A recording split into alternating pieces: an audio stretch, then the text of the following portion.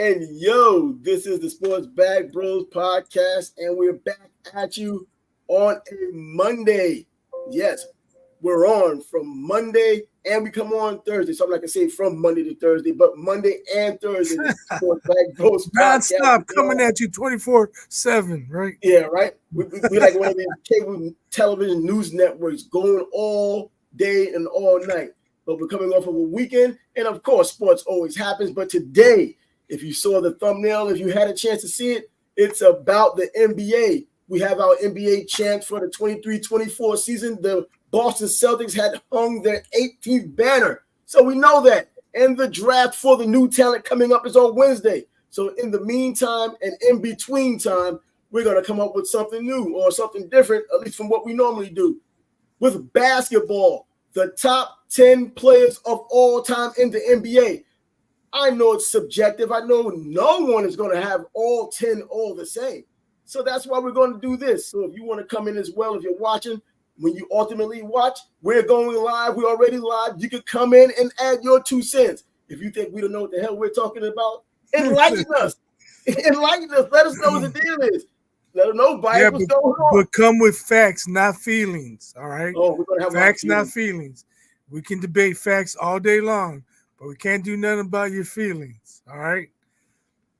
Yep, and we're gonna have we'll put the link inside the banner if you want. The link inside the chat. So if you want to come in and join us live, you can do that as well. So the banner, it would be there. It will be there. So let me put that down right now. In fact, got Champ in the back. He wants to hear about it. Who's number one? Someone's at the door is coming home. That's my guess. Anyway, let's get started. You want me to go number 10? You gonna go? Yeah, first? you can start with number 10 because I think I'm cheating a little bit. Well, I think I have to mention guys I strongly considered, but didn't make my top 10. All right. So we got guys like Charles Barkley. Yes. Charles Barkley, man, for being 6'4", playing power forward, could handle the ball really well. Although he was chubby, thick, whatever, however you want to describe him, he was athletic as hell. Oh, he get up there. And then he developed a really good jumper. He could shoot. He can get to the hole off the dribble, block shots. He did a lot of things, but he's not quite top 10. You know, he had to go up against Mike. A lot of people lost against Mike, so can you really hold that against him? But he only got to one championship, so maybe that holds him back a little bit. But Steph Curry, I got Curry ahead of KD. Curry got his rings without KD. KD had to go to Golden State, but neither of them are in my top 10. But Curry closer than KD. I feel bad for these two, actually these three. Big O, Oscar Robertson, all-time great player, Mr. Triple-Double originally, but I just don't have him in my top 10. Also, Bill Russell. My argument against Bill Russell not being in the top 10 is he had 8 Hall of Famers. If you take Bill Russell off those teams, they probably still win a bunch of, maybe not 11, but maybe 8 or 9. So really, I'm sorry. I'm sorry, Bill. You're all-time great. Rest in peace. 6 maybe should be retired across the league, but just not in my top 10. And then this one was really tough. Tim Duncan. I got Tim Duncan at 11. He didn't make it in my top 10. Wow. He didn't make it in my top 10 because my number 10 is Shaq. I think Shaq's better than Duncan. But when you consider the positions they played, I mean, he was a power forward. Shaq was the center. Take it back. I got the logo as number 10, Jerry West, Mr. Clutch. You got me wondering up in here, man, because I looked at my list. I was like, God, man, you're kind of making a case for me not doing what I did, but at the same time, you're putting dudes who really belong. And I'm thinking, man, I'm starting to wonder if I'm learning this game all over again. Looking at the way things are turning out, I'm like, man, you're making up too many points. Hey, you know what, though? This is something I don't think about a lot. You know, I'm on record as saying as the top 3, rank them however you want. I'm not going to argue. And I'm not going to say it right now for the purpose of this video, a little suspense. But in the past, I have said who those top three are. And I'm not going to argue 1, 2, 3, 3, 2, 1, 2, 1, 3, whatever. Rank them however you want. It's not going to be an argument. But today we're ranking the top 10. So I had to really think about who's number one, who's number three, number two, number three, and so on.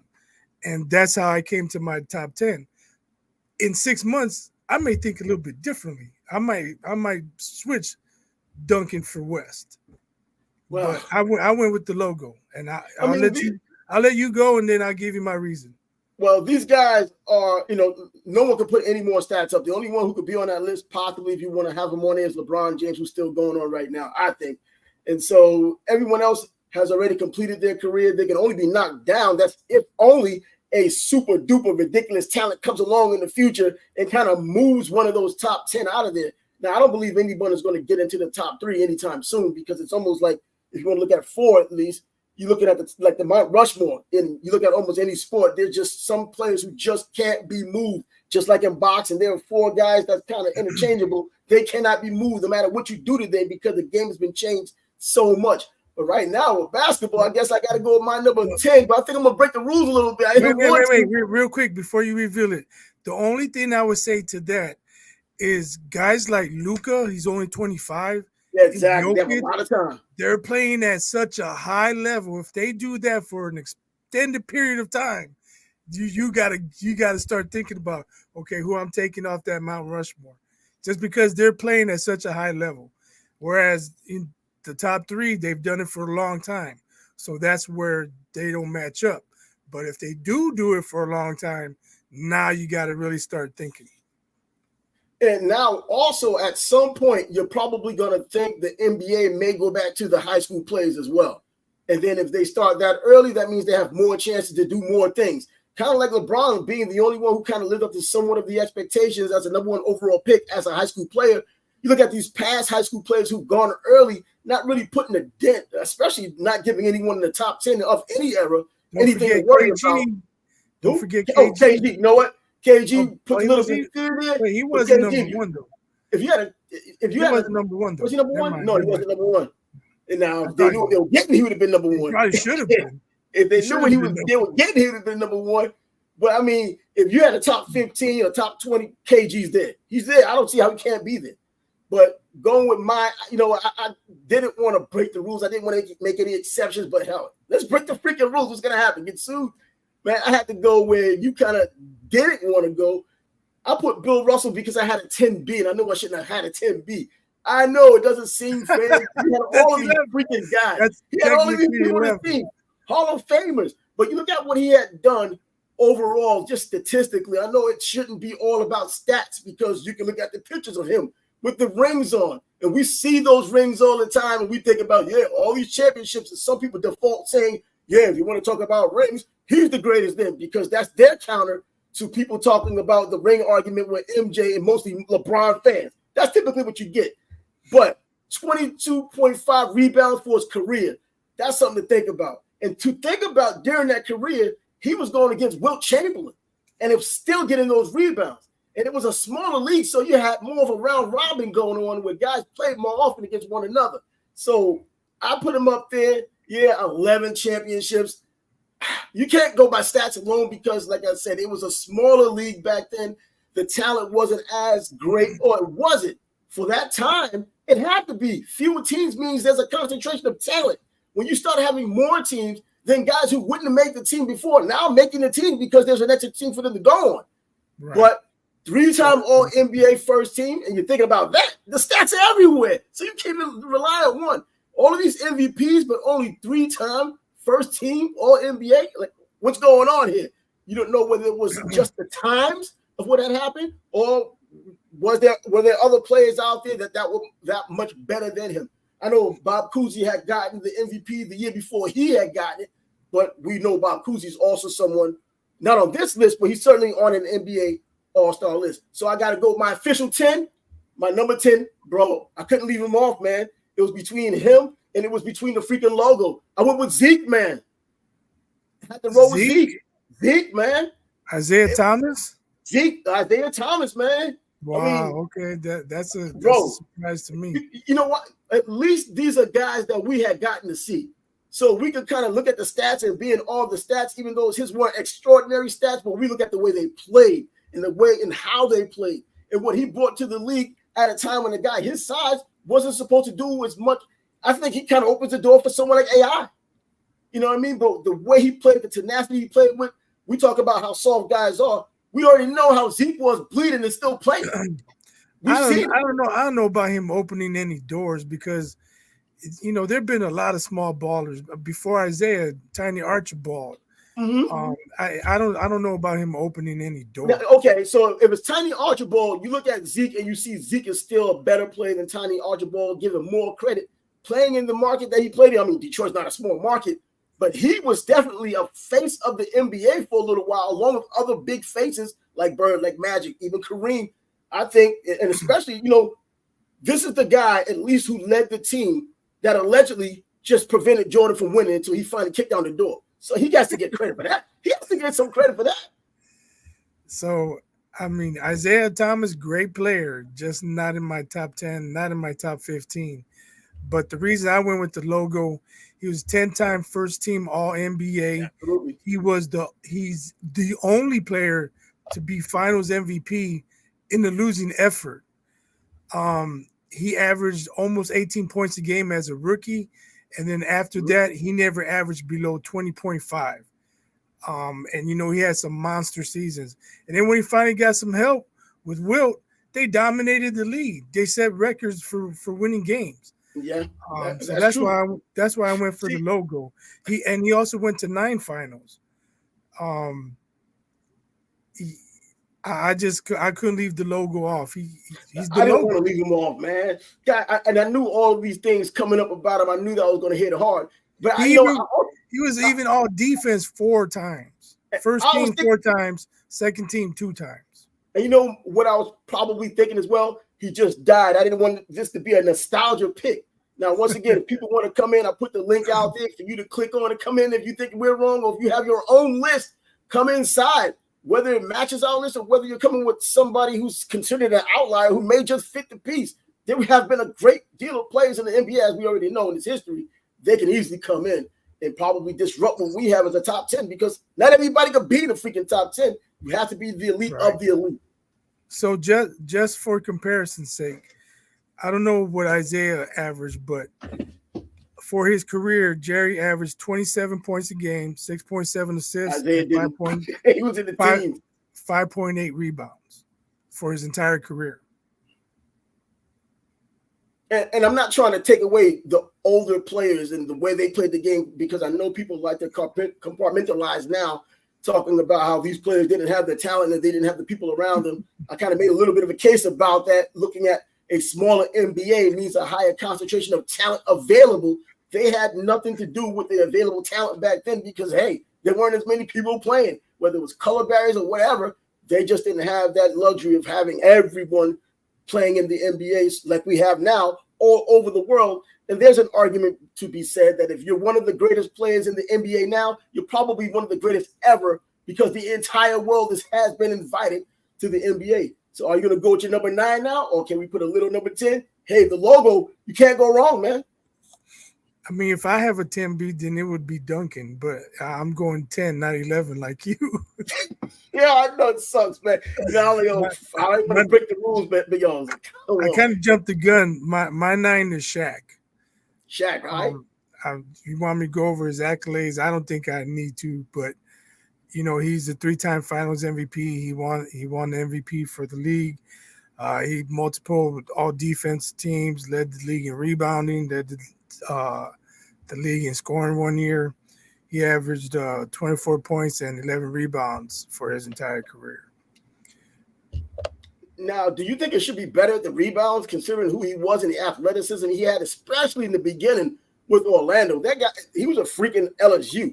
So when he gets to Orlando, he's still freakish, but has to learn the game. Never got over the free throw thing. But the overall talent is outrageous. I don't think we'll probably – I don't know I want to say that, but I don't know if we'll see anytime soon the combination he had with power, size, and the agility that he had. Yeah, that was crazy. He was crazy at down for his size.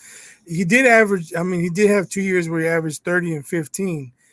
But if you listen to Kobe, he was lazy and fat. So he could have been more. He probably could have averaged 30 and 15 5 or 6 years if he wasn't lazy and fat. I mean, if you ask Kobe, rest in peace. Yeah, right. And luckily you said rest in peace, because now my number 9 is actually Kobe. I know people may think that he belongs a little higher on the list. Man, be glad you're in the top 10. But yo, Kobe is Kobe, regardless. The Mamba mentality, the way he went after winning, the way he was kind of like a robot trying to get to the point of being one of the best of all time, because he had that blueprint. MJ was the blueprint. It's one thing to have MJ of the blueprint as the blueprint and try to work towards it. It's another thing to have the talent to do it and still have the work ethic to try to get to MJ. I don't even know if he fell short. If you just want to look at numbers, he might have fallen short. But in terms of what he had done and the intensity he had and the way he was able to take over games as well, MJ would have been proud of that as well. So I'm just looking at the numbers there. 5 times. That's why they were close, like brothers. I'm sure they were. You know, MJ helped him out, gave him advice, and Kobe spoke about that extensively. That whenever he had questions, Mike was there for him. But I know Michael was proud. He may not have, before he knew him, at the All-Star game, you know, he was like, hey, that kid over there, he don't wait for the game to come to him. But once he got to know him, I know he had a lot of respect for him. Oh, absolutely. And he showed it. Kobe has his way of doing things, that Mamba mentality. And you hear about people saying how much they didn't like him. You know, even after he passed away, they still kind of throw that little shade out there, but in a respectful way, though. You know what I mean? They say, you know, he was this kind of aloof guy, but because of this goal that he wanted to reach. And if you weren't on his same ship trying to get to that goal, well, he threw you overboard. You know what I mean? I remember hearing stories, man. Hell, why would I give the ball to these guys, man? They don't put in any work. I'm going to do the scoring. That's the kind of mentality he had. When you really get to understand him, you understand why he did things he did, and you can't blame him. If he's in the gym, if he's a gym rat working all the time, he's at practice an hour early and he's the only one there, and he's at practice 2 hours later after practice and he's the only one there, and he sees what the other guys are doing, where they go after games, why would he pass him the ball? And that's true. But then you look at someone like Shaq and you see the talent Shaq has, and Kobe just thinks that they're going to just continue to win. And they probably could have went on a Bill Russell kind of run if Shaq did come in shape, and if Shaq did take his job seriously enough and just didn't rely on his intimidation, his physical gifts. You know, you got to hone those skills too. And even with that, Shaq still became legendary. But imagine him and Kobe on the same page in terms of work ethic. That team is unbeatable for more than a three-peat, in my opinion. But anyways, he's a 5-time champ, but he had to get out of Shaq's shadow. So when he gets out of that shadow, he becomes the 2-time Finals MVP, you know, the NBA MVP, 18-time All-Star now. Does All-Star games really matter as much? But that's when you go to the 11-time NBA first NBA All-NBA team. And all NBA is what really matters. All-Star games, fans vote on All-Star. Fans vote, exactly. You get delusional fans and just fans being fans, and that's what they do. And 9 times all defense. See, this is where you separate yourself when you're willing to play defense. And you see more of that from yesteryear than you see now. In fact, the ones who play defense now, they're looked at as the exception to the rule and new school guys. You stand out like a sore thumb because you play defense. Right. That's funny. Yeah, Anthony Edwards. You know, a turnstile, because I'm going to get you back. They're more interested in getting you back than stopping you, than getting you back and showing you up, since this is the showing up era. And by the way, Kobe was a 2-time NBA scoring champ in 2006 and 7, and 25 points for his career. With everything else he had done, you're talking about a complete hustler. I know he should have been higher on my list, and I'm sure he's higher on other people's list. But for the right reasons, he's higher on mine. Yeah, I mean, for the right reasons, because I've seen some people talk about number 3, and I'm like, you can almost argue, but you're wondering now, is that nostalgia kind of kicking in because of the way things played out? But nevertheless, I got him at 9, and I'm sure others definitely have him on their top 10. It's crazy for me because I never liked Kobe. I just didn't. Neither did I. I'm not a Kobe fan. But I learned to respect him for sure. And, you know, at the end of the day, you look at his career, he had one of the best careers of all time. Oh, absolutely. I mean, what more? He left this game leaving everything out on the court. I mean, dropping 81. We saw what happened in this last game. The dude just left it all on the court. Even with a torn Achilles, the guy went out and got his free throws. This is one of those people you can look at, and if you have the goal yourself to be like that, you can try to at least try to pursue that kind of play and that kind of heart and that kind of dedication to the game. Very few people are doing that because it's more of an offensive game now. Playing defense is sacrilegious, it seems to some people, not most. And here we go. So, did you come with your number 9 yet? Yeah, with Shaq. Yeah, Shaq. Oh, you went first. That. So, I'll come up with my next one. My number 8, another 5-time champ. And of course, a lot of these players, when you look at them on this list, they also were Rookie of the Year most times, if not all. And Tim Duncan, that's when he falls on my list as a 5-time champ, 3-time MVP of those championship games, 2-time league MVP. The big fundamental. He did all of this stuff while just, being Tim Duncan. Nothing flashy, nothing gaudy, just results. And the results came into championships. And he was almost always the best guy on the team while winning those championships. Yeah, it's crazy because if you watch him play, you would think, man, that dude's just going through the motions. But then at the end of the game, he's got 30 and 16. You know what I'm saying? Yeah, he went through the motions all right, through everybody. I just couldn't get him in my top 10. He's a great, great ball player. No negatives against him whatsoever. Yeah, and I mean, what more can you say? I think putting him on a list and having him at number 8, I think that's perfect. A perfect spot if you're going to have him in a top 10. 8, 9, 7 to 9 would have probably been where he deserves, and that's why I got him 10. I got him 10B. See, hey, let's have our top 11 players in the NBA all the time. You know, when you have that lineup, just have them stand next to each other. You'll get 2 10s out of it, 10A and 10B. So now that leads you to coming up with my number 7 is the big man from Houston, Hakeem Olajuwon. You know He's what? an MVP, 2-time Finals MVP, 6-time All-NBA first team, 3-time second team, 3-time third team, 2-time Defensive Player of the Year, 5-time All-Defense, 4-time All-Defense second team. He averaged 26.8 for his career, 11.1 rebounds, and his numbers went up in the playoffs. Well, watching them play, and I remember back then, you know, everybody kind of watched basketball and you saw the plays they had back then, the big men ruled back then. And I remember watching Kareem and, you know, being in the New York market at the time, watching Kareem when you had your chances to watch him. Patrick Ewing was the guy back then. And everyone who was a Knicks fan from the time Patrick Ewing came into the league were Knicks fans. Well, most of them were Knicks fans and Patrick Ewing fans. He had his own shoe and the whole deal, the Ewings with the Adidas and the whole 9. And I always said, this is the best shooting big man. Never mind. Go ahead. I said, this is the best shooting big man in all of basketball. And I continue to say that all the time. And I said it, and people used to argue with me, man. I'll stay on my last foot and last nerve arguing with them about Patrick Ewing being the best shooting big man in the league. And then the NBA Finals came against Houston. And, bro, if I ever had to swallow it, that was it. There was no contest, man. Freaking Dream was all over the place. And that dude, his little fall back the whole 9. He took Patrick Ewing's own shot all net. And footwork, forget the footwork, just the shot itself. That was my point of contention. And that's what was going on. That's the thing about Hakeem. Forget the numbers. You watch him play, you know he's skilled. His footwork, the dream shake, the ball fake, how he had David Robinson jumping up left and right, and then he just went up to do. I mean, the man has skills. There's players nowadays that go to him to have him help them with their footwork. Young players. That's how great his footwork was back in the 80s and 90s. And he, as a rookie, he took the Rockets to the finals. They didn't get it done. They might have had a better chance if Ralph Sampson didn't take his shot at Jerry Seasteen.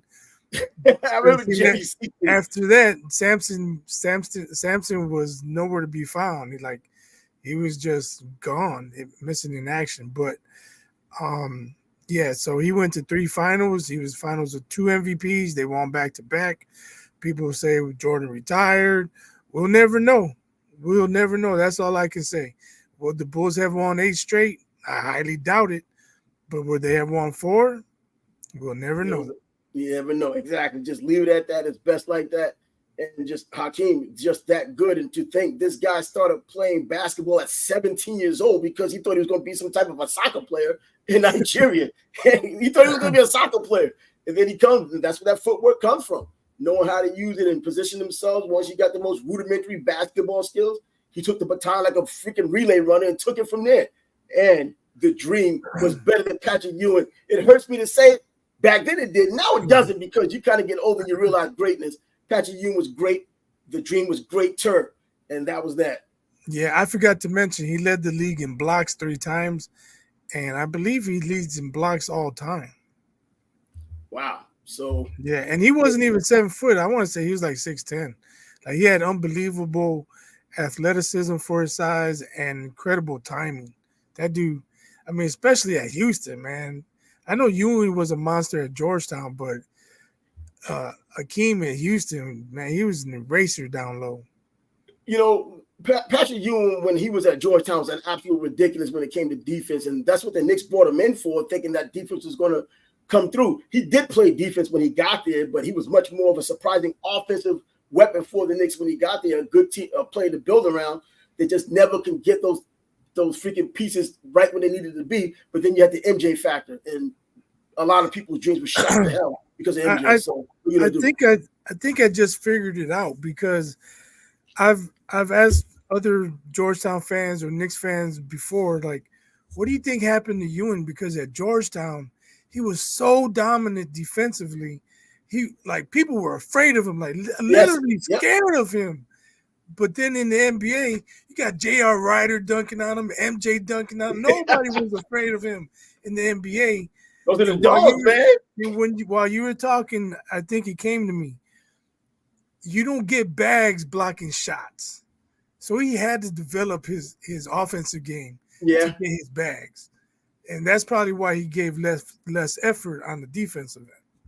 Yeah, but you know what, though? He did well offensively. He still kept some of that, but he just didn't do enough to intimidate. And that's why you end up bringing Charles Oakley and Anthony Mason and let them do the intimidation and then have Patrick Ewing just be the face of the organization. Didn't lead anywhere in terms of a championship, but got himself a Hall of Fame career. But the dream is who we're talking about. And he was that good or that great. That's it. And for that little bit of time he played basketball, I mean, from being 17 years old to going to the University of Houston, then ultimately with the Rockets, come on. I mean, what more can you ask for? The guy was dominant. Until this day, people still know enough to ask for his help when they need help with their footwork or just knowing their game. And the dream is the guy you run to with that. If you're a big man, hell, if you're a forward, you can do that. Yeah, definitely. So you want me to go 7 or you want to go? Yeah. 7 was my Oscar Robertson. Go ahead. No, I have Oscar Robertson was my 7. So 6 now. I thought you want to talk about him. Oh no! Oh yeah, Oscar Robertson. Yeah. He was Oscar Robertson. Get the rebounds and triple double. I know a lot of people probably recently spoken about him in the past 7-8 years, mostly because of Russell Westbrook. Going after the MVP, the triple doubles, and all that. But come on, he's another one of these people you wanted to wonder. Okay, am I saying it just to have an old guy in there or not? You know what I mean? You don't want to go with the old guys that you didn't see play every day. But if you're somewhat of a student of the game, you just kind of like looking at the stats. And if you have a chance, check out the films that are available, or hear people talk about this kind of a guy when you just can't do it yourself. You look at what he had done. I mean, the dude had 25 rebounds for his career? I mean, he had 25 rebounds on average. He averaged 25 rebounds. Oscar Robertson, I think, with 25 rebounds for his career. No way. As a point guard? Oscar Robertson, I think, man, I know I ain't There's no way he averaged 25 a game. 25 rebounds. Where's our fact checker? We need a fact checker on fact check. Let me go find out if I got a fact check. I'm supposed to be the fact checker. I know he didn't average 25 a game. 25 rebounds? Yo, bro, if I'm dying, it might have been 2.5. Bro, rebounds, and you talk about this guy. It's 2.5 than 25, honestly. And I'm not trying to throw shade. I'm just saying, I know he didn't average 25 as a point guard. Oh, my bad. Oops. Yep, probably look at the wrong dude. He averaged 25.7 points a game. Okay. Come on, man. That's crazy. We have to edit this motherfucker. But anyways, 25.7 points a game. back then, they did score a lot of points back then. But yeah, like you said, he was a point guard.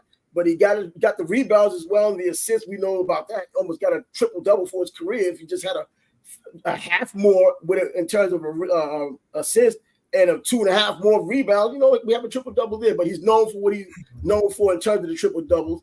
And the players playing today, well, that's the record you're typically trying to go after when you're in that area. When people start talking about these triple doubles, you look at you talk about him more than anybody else. 12-time All-Star, we already know that, but 9-time All-NBA, which really matters more than anything else. 6-time assist leader now. Would you be upset about that or surprised? No. He got the 6-time assist leader there. So, yeah, man. And like I said, fell short getting a triple-double for his career just by a few measures.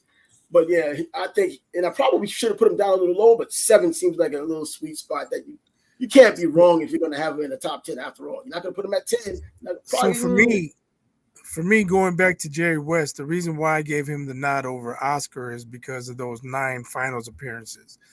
Oscar won when he got Kareem, and that was his only one, I believe. Yeah. So, yeah, I just think Jerry West was doing more damage than Big O. But another great ball player, like until Russell Westbrook, who also averaged a triple-double. Mm-hmm. And you know what? Some of these players, I don't think you can go wrong adding any of them in there. You just want to play a homage to some of them that you probably left out. It almost seems guilt. You feel a little guilty by not putting certain people in there that they earned their place in history. But yeah, he happens to be one of them. And I think, hey, even if I'm going with the nostalgia tip, man, his numbers speak for themselves. The logo as well. And this is not because he just passed away. I was considering the logo my damn self before he passed away. It just happened to be he passed away. But yeah, Oscar Robertson, I have him up there. That would be it for me right there. That was your 7? Number 7, yeah. So my 7 is Larry Bird. Whoa. Yeah, I went with Larry at number 7. 3-time MVP, 2-time Finals MVP, averaged 24 points a game, averaged 10 rebounds a game, and 6.3 assists a game. You have people out there who say he's still the greatest small forward of all time. Yeah. You look at his career averages, they're better than LeBron's. Oh, I mean, I wouldn't argue about it because I mean, not points, but he averaged more rebounds. Well, you know what? We have to. That's another thing. When we come up with something like this, man, there's just so many different variables and factors that come and probably get on the list or something, anyone's list for that matter. And it can't be exclusively stats, but then it still has to have stats. It can't be just blatantly obvious, but then it still has to be obvious. You know what I mean? You got to give a little, and come up with what you have. When that's why with my number 6 guy I can segue right into, only because it's your number 7 guy. You're not going to talk about Bird? But you're just going to skip over Bird? I mean, he even made some all-defense. The reason why – did you hear what I just said? He was 9 times all. No, I said the reason why I was 9 times all NBA first team. No, the reason why I said that is because your number 7 guy is my number 6 guy, which is Larry Bird. Okay, that's why I was going to just kind of just roll from there. Larry Bird, 3-time champion, you said, 2-time Finals MVP, 3-time MVP of the NBA. People, I don't know if they forget or not, or they just don't want to acknowledge it. 9-time All-NBA first team, 2-time 50-40-90 club. I mean, hitting 40. What I was about to say, yeah, 40 plus percent from the 3-point line, bro. Come on now, and he did it in consecutive years. So, You know what I mean? And man, we talk about the way Steph Curry hits it. He has changed the game for what it is right now. And I'm not going to say that Larry Bird played when there wasn't a 3-point line because the 3-point line was there then. But I think that because of the way Steph plays and people are just so enamored with what he's done, they just not forget about Larry Bird, but they take away from what Larry Bird has done, doing a lot of the same shooting. If he's in today's NBA when the defenses aren't on his ass like they were back then, I think when he's wide open and he moves around like he did, the threes fall the same way, but we will never know. But just don't forget Larry Bird because Steph is doing some immortal nonsense. Well, I can't call it nonsense, but he's just immortal. Immortal.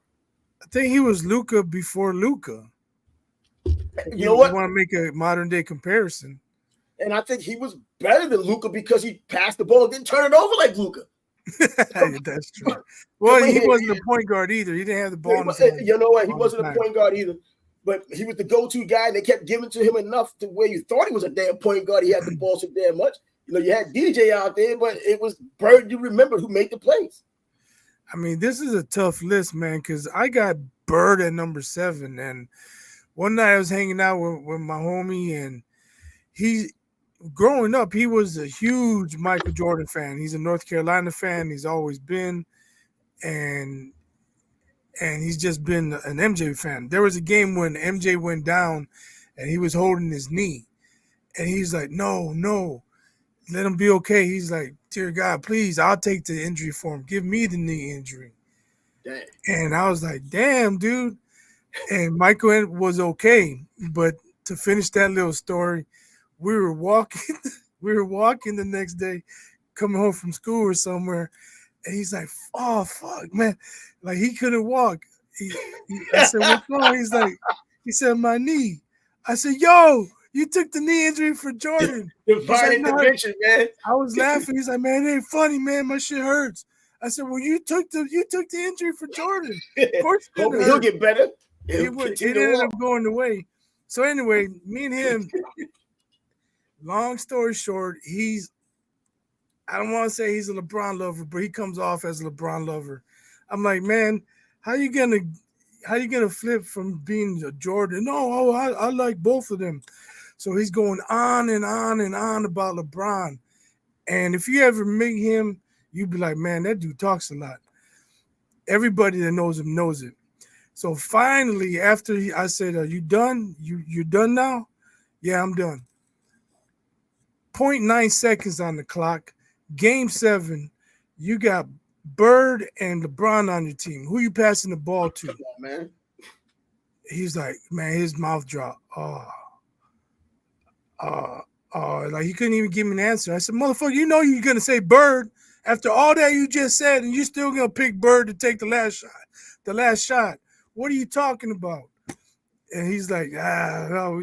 He started moving the goalposts on me, but for me to have Bird at 7, like, man, it's got me questioning myself. For real, this dude is ridiculous. I got him at 6, so the few questions with me. He probably could be higher.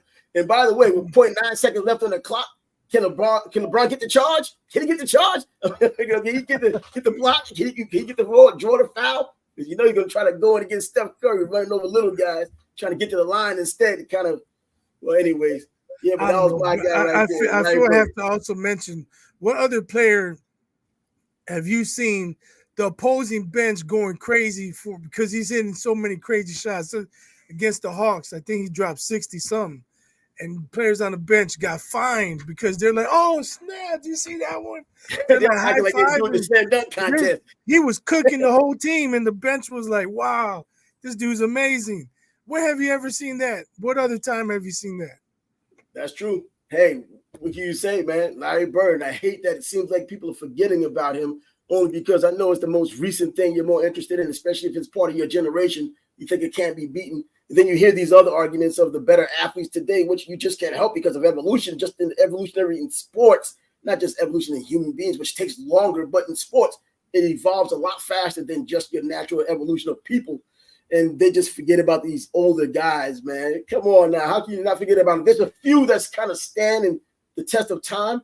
But when they start talking nonsense, and I've seen some of these Facebook posts about Larry Bird and how Luka's already passed him, man, stop playing games, man. Let him get past the freaking Celtics first, Bird's old team, before he could get past anything in terms of stature. Yeah, Luka just got to one final, man. You know what I mean? 3-time. Wait, he's like 5-time MVP, ain't he? Or who Bird? He got 3 in a row. I can't remember. Yeah, I'm pretty sure he got 3 in a row, though. 2 times final MVP. Yeah, Luka's not at Bird's level. He got 3 MVPs in the NBA. Come on, man. He's like freaking. Yeah. If anyone put Jokic out there and say that, make those types of claims. I mean, seriously, at least he got his MVPs, not 3 consecutive, but he got 3 now. So anyway, I said I got Kobe higher than you. I got Kobe at number 6. At 6. All right. So explain. I mean, we already explained. The man, besides being a killer, he broke the game down scientifically. When he came out with detail, like Did you watch any of his details? I have not watched this He detail. would break down plays, and he would break it down to the step. Like, look, he did this, but if he had done that, he would have gotten there to give a better contest. And then he said he'll show you the play. Guy doesn't get there on time. He's like, then he show you a play where the guy does what he said he should have done, and now the guy didn't even take the shot because the guy was there on time. I mean, to break it down to that level, it's incredible. Like you said, all the numbers already, all the first team NBAs. I don't have to mention all that. He got his two rings without Shaq. And that's exactly when he steps out of the shadow. Yeah. Yeah. But you know what? I think most people, it's just skill wise, fundamental wise, footwork wise. Like he even tells you how to pump fake. Most guys, there's a video of him saying they put their back leg back, or they put one of their legs back. Nobody's gonna shoot like that. So I know they're not gonna shoot. So I never go for that pump fake. Who takes it to that level? Most guys see you go like that, they don't look at your feet, they're watching the ball. Yeah. But, you know, I think with people, they look at someone as talented as Kobe, they know he has the talent, but he also worked on his skills and made himself as best as he could possibly be. You see these different players. MJ can probably do a lot of the same things and break down plays. You look at the talent and you just forget the nuance that they know about the game, the intelligence and IQ of that sport. And it goes with multiple sports. You see how talented guys are. You just forget about the brains that goes into it as well. Know that they can do the same thing, or the reason why they're able to do it. Deion Sanders, man. I don't think a lot of guys could do it like that. Watching the Timberwolves against Dallas, you got Edwards at the top of the key, and you're wondering why can't he get to the basket with Luka guarding him?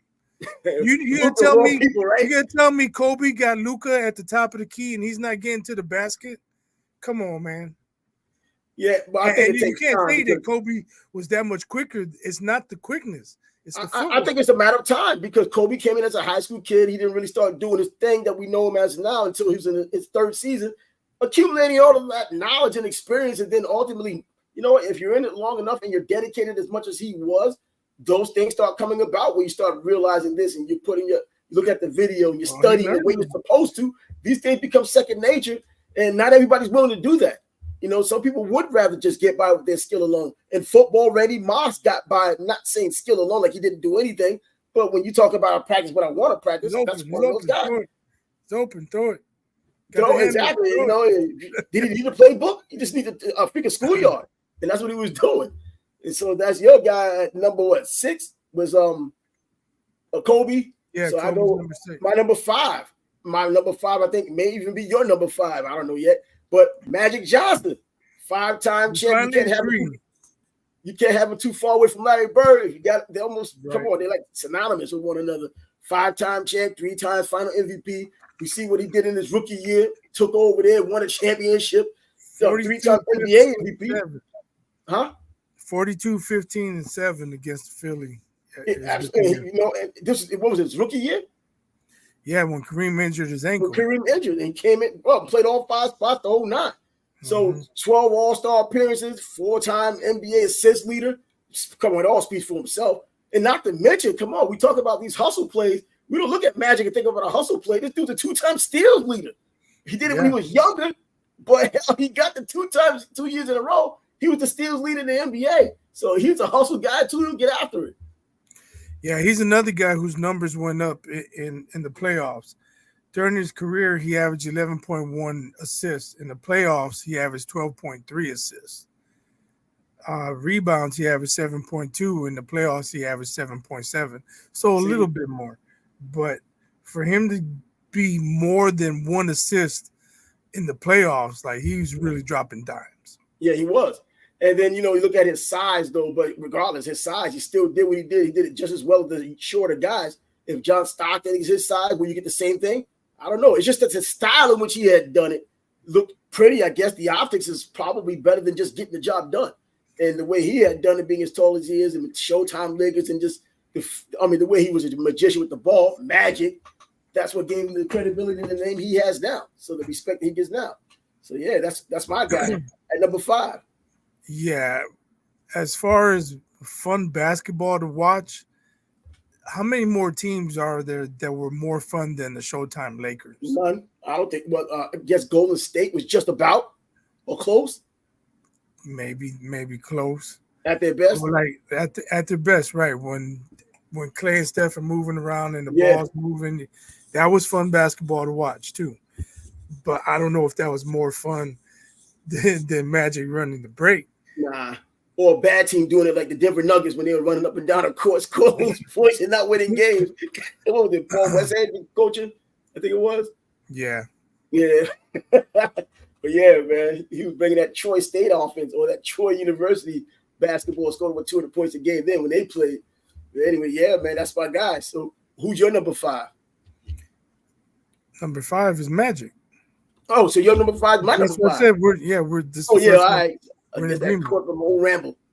And number 4, I mean, look, number 4, I think, you know what, and I was just saying it today, and it's not like I've thought about it, but I never said it until today, that I think this is probably the most dominant force in the NBA, regardless of era. And you already know where we're going with a 2-time NBA champ, Wilt Chamberlain. I mean, one of the best athletes, period, man. You know, you look at all these different sports he played in, look at his size, you hear about the 400-pound bench press, and you see what he had done. I mean, a dude that was a center who also led the league in freaking assists as well when he needed to lead his team in assists because he was just scoring and they weren't doing much.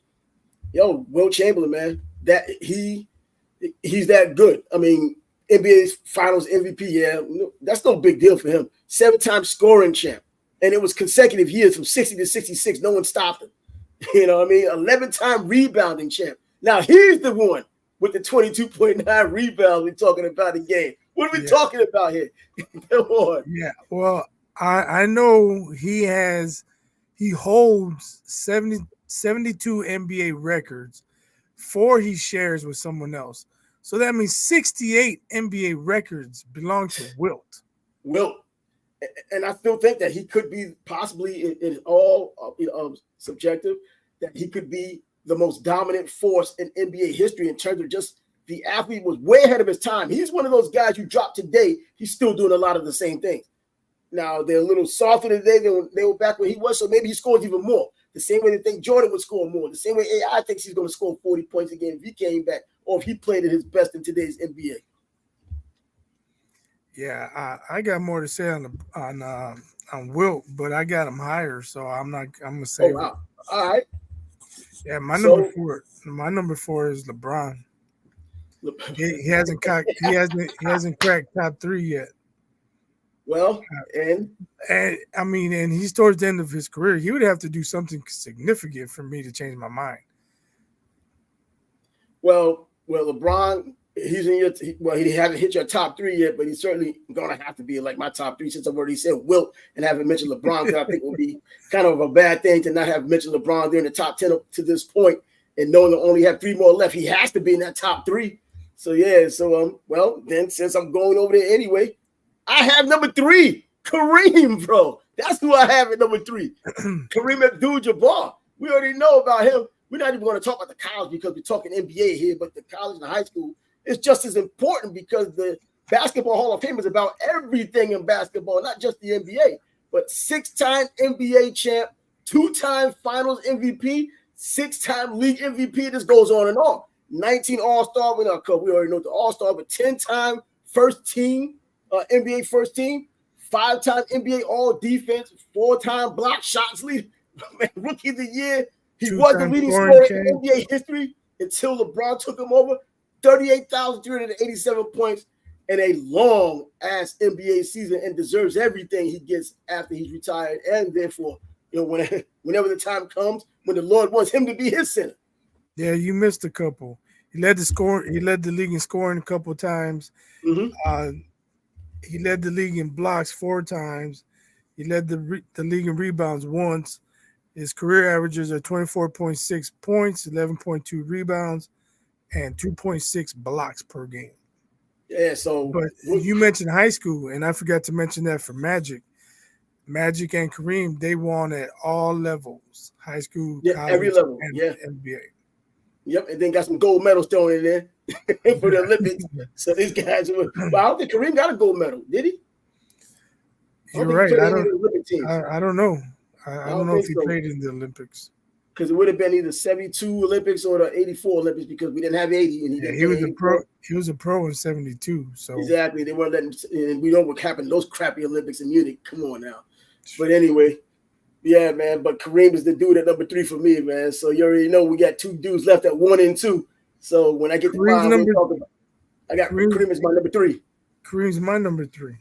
Okay, so we just kind of went down the Kareem rabbit hole and just kind of threw it out there. But you know, you and I are going to have different 1s and 2s because you already have LeBron not in the top 3. So who is your number 2? I had him at number 4. Number 2, I got MJ.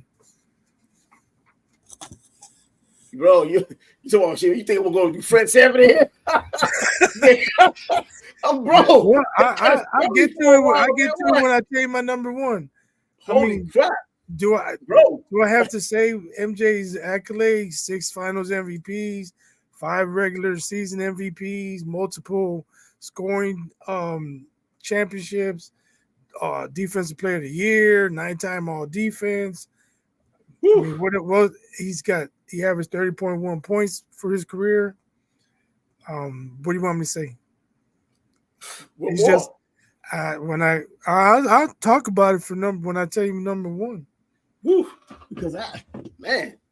I mean, I'm pretty sure you should know who it is.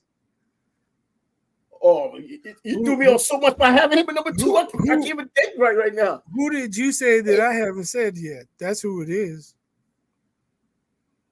But go ahead, talk about your number 2. I mean, seriously, you threw me on so far with that, man. I'm not even thinking I'm like, who can it possibly be now? And I know it has to be someone that's right up there, man. But man, whew. Yo, I have LeBron at number 2. I have him at number 2. I was thinking about putting him in at number 1, but this is when you start thinking about the era. And now it becomes more nonsensical with the rest periods and all that. And I know they just came along with it, so it doesn't say much about anything. And I know there's a real argument to be made for him to be number 1. And the reasons why he won on all those levels as well. I mean, he didn't play in college, so he didn't win on college level, but he came as the number 1 player overall out of high school. And I think even with his shortcoming compared to MJ and even Bill Russell in terms of rings, I think he's exceeded expectations. I think anybody who went through college would have been okay getting 4 championships and going there 10 times and only winning 4. I think they'd have been okay with that. This dude came out of high school, was already damn good coming into the NBA, and was rookie of the year in the NBA, and then gets his championship finally. 3 different teams. You can say who's on his team and whatnot, or all the other. He's still, and on top of that, he was the MVP of all 4 NBA championships. That means, not arguably, that means he was the best player on the court out of all those teams who were allegedly the best in the game that he had won as a champ. So that accounts for something. And then you look at just his 40,000 points, 40,474 points. I didn't want numbers to mean that much, but the longevity factor, and I know the speculation nonsense out there has nothing to do with this. All of those numbers you look at, he's done with multiple teams. When comparing him to MJ, we saw what MJ did once he left the Bulls. He was an older guy. We see what he had done. He didn't win with the Wizards, but he also didn't win without Scottie. I know that's a rudimentary argument, but we have to look at what happened. And Zeke had a lot to do with that with the Pistons, but LeBron, number 2. So you already know who my number 1 is, but I want to hear the hell who yours is. For real. I want to hear who yours is first, man. My number 1 is Wilt. I told you who my top 3 are. Okay. My number 1 is when you Wilt. said seriously, when you said MJ, I just forgot everything, man. And basically, it came down to they changed the rules to limit Wilt's dominance. But they widened the lane. They changed the free throw rules where as soon as the shot went up, you could get rebounds. I don't know if he was dominating missed free throws, but then they made it to where the shooter couldn't get it until the ball hits the rim. They changed the goaltending rule. He was blocking too many shots. In a time when they didn't even keep the block statistic. Yeah. They didn't start counting blocks until the year after he retired. So they're doing all these things to limit his dominance. And he still holds 68 records by himself. Yeah. He Well, still averaged 50 points a game in one season. And you mentioned how many rebounds per game he averaged. killing it for a Um, career, man. they outlawed passes over the backboard because they would throw him alley oops. They're like, oh, that we're gonna cut that out. They just they did everything they could to stop him, slow him down. They still couldn't stop him. The only thing that stopped him was Russell and 8 Hall of Famers. But Yeah, as soon exactly. as Will got with one Hall of Famer, Jerry That was West it. dominated. You put him with Philly and Hal Greer and those guys, dominated. When he See, had and I help, think it was a wrap. It wasn't even close. yeah, and I think that people look at this because I heard so many people in the past talk about Bill Russell locked him down. Bro, Bill Russell had all these freaking Hall of Famers and superstars on his team. He was the only guy on his team, and he was still getting his points. He just wasn't doing as dominant against Bill because everybody else was around and probably double teamed him. I haven't watched the film, but come on now, man. You have to look at the team that he came on and the team that Bill Russell was on and see how dominant it was. But yeah, but Will, you can't argue with it. You know how many times he averaged 30 and 20? What? Seven. Seven See, times. Come on, man. See, and then scoring and having a 50. Come on. So I can't argue with that at all. Other than the free throw line, this guy did everything on the basketball court that was supposed to have been on the basketball court, including leading the freaking league as a center and assist in 1969. So he was right. There's no argument. Almost 9 assists a game that year. But there's a story, I can't remember the guy's name. He said they were watching Wilt and he was blocking all these shots, and they're like, maybe somebody should start counting. And then the next game they counted how many block shots he had. He had 25 blocks. He was playing volleyball, man. That's what he was doing. Now and he did play volleyball, by the way. It's not a real stat because it was official. But so these guys said they counted 25 blocks. Maybe it's hyperbole, maybe it's legend, maybe it's myth. I don't know. But hey, there's people out there said they counted 25 blocks. Man, there's people out there trying to throw a shade on him, saying that 100-point game wasn't really true. It was only on the radio. We don't know if they were lying. That kind of nonsense. Come on. There's no video there. My man only has a card, an index card that says 100 on it. Come on. That's the only proof we have that he had 100 points, other than the liars that might have been on the broadcast telling us 100 points.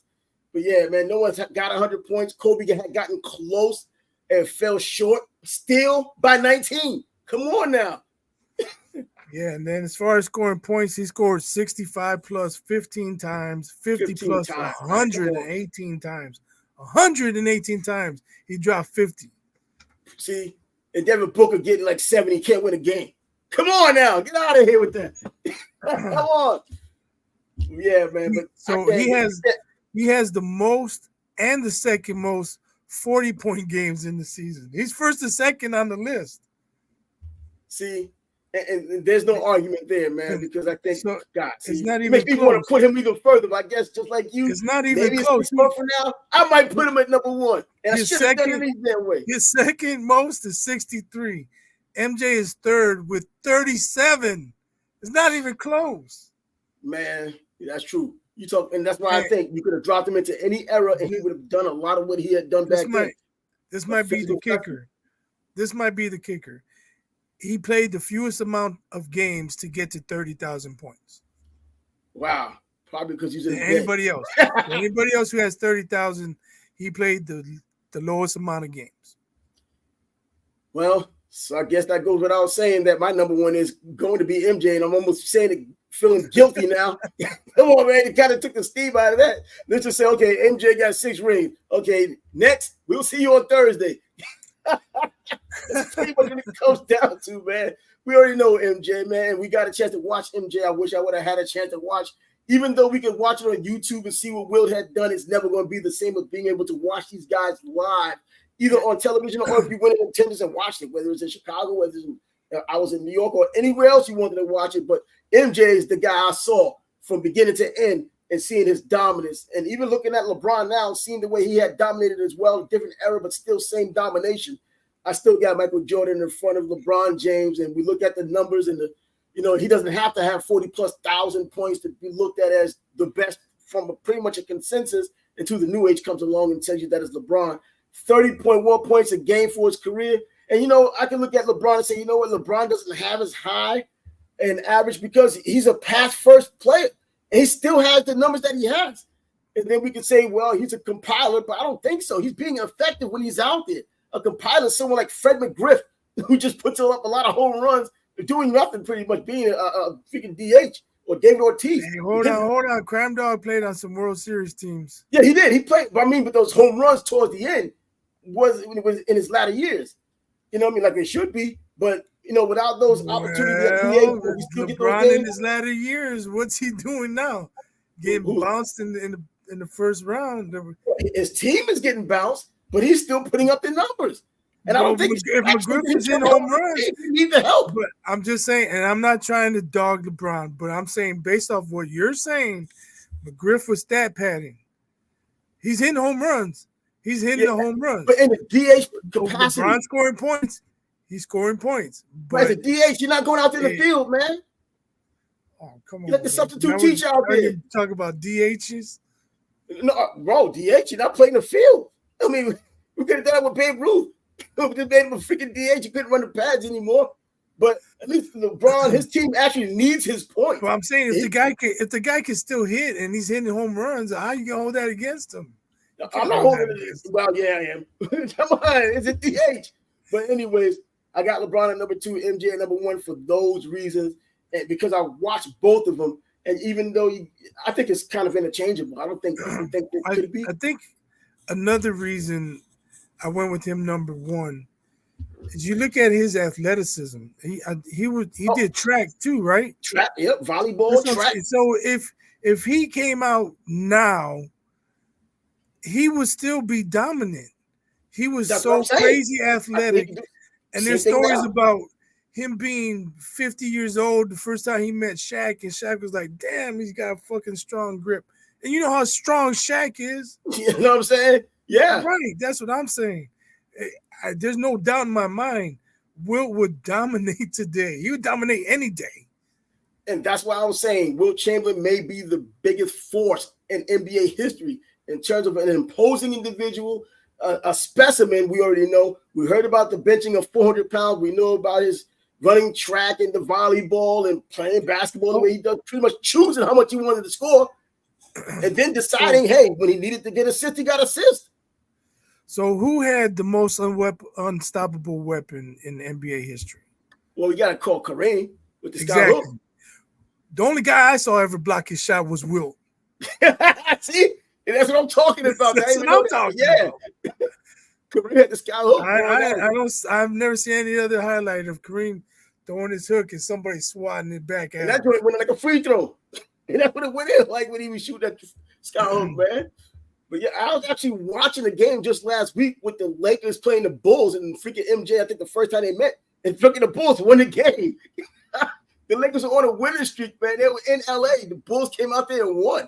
I was tripping. Crazy. Like, I thought this was gonna be a video of them, challenge. They're Showtime Lakers now. MJ showed up. Damn, but anyway, I guess we have it now. But since you mentioned that, I gotta say something real quick. I think Jay Williams said that something to the effect that Quentin Daly showed Jordan how to be aggressive, or showed him an offense. What Quentin Daly showed Jordan? Are you serious? Come on, man. I know Jay Williams is a LeBron DICK writer, so anything to detract from Jordan. But Quentin Daly showed Jordan how to ball, how to dominate. AI said there was a little homeboy of his that showed him about the crossover. He's like, yo, bro, you gotta teach me that, because he kept getting him in practice with it. He's like, yo, bro, show me. Some no-name dude. Okay. Taught AI the crossover. We know what it is now. I watched those Bulls. Quentin Daly, he was all right, maybe average 17, 18 a game. You gonna tell me he showed Jordan how to drop 50 on people? Anybody wants their 15 minutes of freaking fame, man, blame Andy Warhol. Shouldn't have said it. But anyway, Yo, that'll be it for us today, man. This is a way to start off a Monday because you know the NBA draft is on Wednesday. Bro, the story is not even about the players at the top. The story is about whether Bronny's going to get drafted or not. We shouldn't even be talking about him getting drafted. We should be looking up a Streets of Smith magazine if it still existed and see if he's going to be on the roster at USC or somewhere else. But that's not what it is. We're talking about this guy possibly going in the first round of the NBA draft. Embarrassing from MG to GM. Huh? Not going to talk about him, but I'm going to say something we normally don't do on our show. Let us know in the comments about our list, our what the hell, our arguments for each player. Let us know. Yeah, Tim Duncan should probably be in my top 10. I just couldn't do it. Let us know. Yeah, that's true, man. I was surprised with that, but I was, what? I'm not. I was, I got thrown off altogether when you said MJ at number 2, bro. I'm serious. I just forgot everybody, man. When you was like, yo, you should know who it is. I'm like, yo, bro, I can't even imagine who it is. And it's freaking Wilt, who probably is the only guy outside of LeBron having that outside chance of being that number 1 guy. But looking at that for the okie doke, he threw out me on the greatest running backs video. You know what? Hey, it comes around, man. What goes around comes around. And, bro, I'm still just kind of like, I was like, yo, bro, this dude's already going to go with MJ at number 1 and LeBron probably number 3 and maybe Wilt at number 2. I thought it was going to be something like that. He came with Wilt number 1 and MJ number 2. That hit hard. But anyway, as it turns out, that's our list, our top 10. If you say 10B as well, maybe my top 11, his top 10 NBA players of all time. If you had any problems or any scrutiny about what we have put down on paper or in the computer on video, leave it in the comments as Bias had already said. But until then, we'll check you out on Thursday. By then, we will probably have some news of what had happened in that NBA draft on Wednesday. But until then, deuces. Facts, not feelings.